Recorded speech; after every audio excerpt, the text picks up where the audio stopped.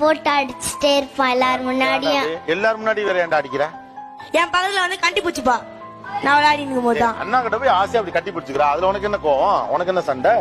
நான் போ சொன்னா கேட்க மாட்டா, திருப்பியும் வந்து கட்டி பூச்சிப்பா. எனக்கு ஆசையா இருக்கு கட்டி பிடிச்சுக்கணும். தங்கச்சி தானே கட்டி பிடிக்கிற ஆசையா, அவளையும் தள்ளி விடுற. நான் தெரியாம தள்ளி விட்டேன், சாரி. அவன் சாரி சொல்லுவான், ஆனா வீட்டுல போய் என்ன பொட்டு பொட்டு நடிப்பாங்க. உனக்கு அண்ணன் அப்படி தள்ளி விடாம என்ன பண்ணா உனக்கு பிடிக்கும்? அவனும் கட்டி பிடிக்கணும். அவனும் கட்டி பிடிச்சு. தங்கச்சி ஆசையா வந்து பேசல கட்டி பிடிச்சுக்கடா, என்னடா தப்பு? இவ வந்து கட்டி பிடிச்சிட்டு எனக்கு அப்படியே கச்சிடுவாங்க. அவனை கட்டி பிடிக்கும் போது என்னையே கட்டி விட்டுருவாங்க. அது எப்படி நான் கண்டுபிடிக்க முடியும்? கட்டி பிடிக்கும் போது அவனை கிள்ளி உங்க லாஜிக் என்னடா? நான் இது செய்யாதன்னா அவ செய்வா, அத போய் என் பேச்சே கேட்க மாட்டான். உனக்கு அவளை பிடிக்கல, ஆமா. அவளை வேற வீட்டுக்கு கொடுத்துடலாமா? எல்லாமே உனக்கே கிடைக்கும், அவ வேண்டாம். கூடாது.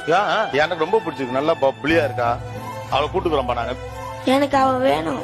நான் என்ன சொல்றேன், அவளும் ஹாப்பியா இருக்கட்டும், நீயும் ஹாப்பியா இரு. வேணாம், நீ தான் அவளை அடிக்கிறேங்கிற, அப்புறம் திரும்ப திரும்ப வேணாம்னா? அவளை எனக்கு பிடிக்கும், நான் தொட மாட்டேன். நான் கூட்டு போவேன், தர மாட்டேன். கூட்டு போட்டாங்கிற தர மாட்டேன். தர மாட்டேன்.